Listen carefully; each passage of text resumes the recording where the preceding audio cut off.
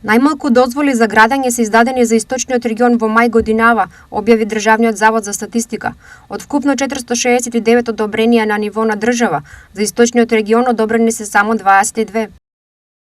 Во мај 2025 година се издадени 469 одобренија за градење, што е за 80,4% повеќе во однос на истиот месец од претходната година.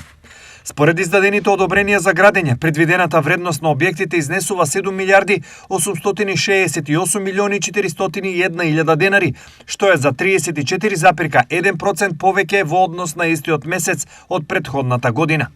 Во Полошкиот регион се издадени најмногу одобренија за градење – 146, пошто следуваат Скопскиот со 86, Вардарскиот со 84, Југоисточниот со 67, Југозападниот со 32, Пелагонискиот со 26 и Источниот регион со 22 одобренија.